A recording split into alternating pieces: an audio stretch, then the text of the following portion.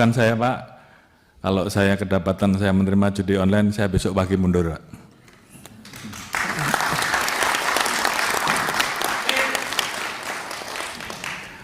Demikian juga terhadap anggota saya sudah perintahkan untuk berantas judi online. Jadi kalau di antara rekan-rekan tidak melaksanakan hanya 2, Anda terlibat, itu yang pertama, atau membiarkan, atau takut. Jadi saya kira pilihannya kalau tidak sanggup silahkan mundur. Sama dengan saya Pak. Oleh karena itu,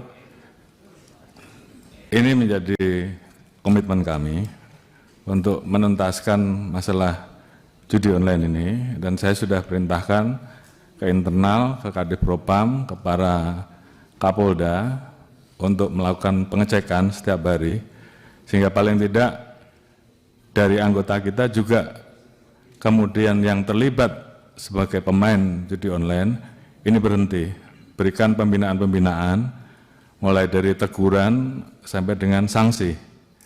Kemudian yang terlibat jangan ragu-ragu untuk diproses. Saya kira itu komitmen kami. Kemudian keluar setelah kita bisa melakukan perbaikan ke dalam, tentunya baru kita bisa melakukan perbaikan keluar dengan tegas. Oleh karena itu, sekali lagi, ini menjadi komitmen kami dan saya minta seluruh anggota jajaran tidak ada lagi yang bermain-main, apakah pembiaran, apakah ikut serta. Dan oleh karena itu, tentunya ini menjadi komitmen bersama untuk menuntaskan, karena memang masyarakat menunggu hal ini. Kemudian terkait dengan kerjasama, kami tidak mungkin bisa berdiri sendiri, kami harus bekerja sama dengan kementerian lembaga terkait, termasuk terkait dengan masalah pemblokiran.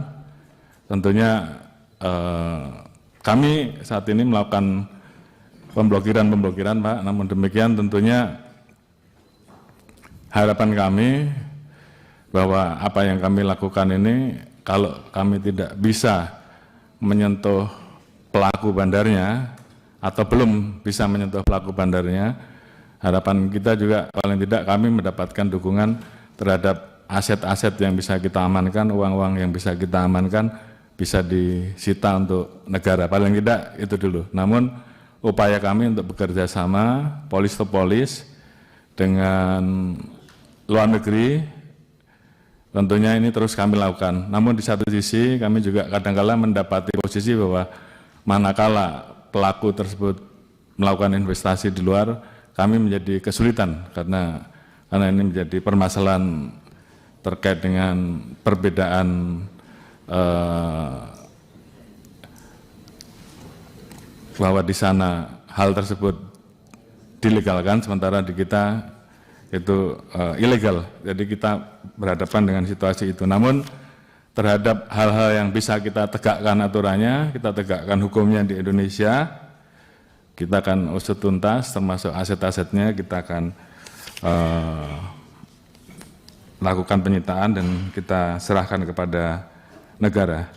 Kemudian terkait dengan masalah narkoba, saya kira juga sama, bahwa kami harus melakukan pembersihan ke dalam dulu untuk bisa menuntaskan masalah narkoba ini. Oleh karena itu saya minta kepada para Kapolda, para pimpinan, Kapolres dan semuanya untuk setiap saat melakukan pengecekan, melaksanakan sidak ke dalam sehingga kita bisa tahu apakah ada anggota kita yang menjadi pengguna atau tidak. Baru setelah itu lakukan pemberantasan narkoba terhadap yang sudah jelas tadi disampaikan oleh beliau-beliau bahwa ada wilayah-wilayah yang orang bertransaksi bebas, istilahnya di kami ada istilah one stop service. Dia datang masuk ke tempat tersebut, kampung tersebut, disiapkan tempatnya, kemudian setelah selesai dia bisa pergi. Jadi ya memang kondisi di lapangan yang kita dapatkan seperti itu. Oleh karena itu terhadap hal yang seperti ini tentunya tidak bisa kita biarkan.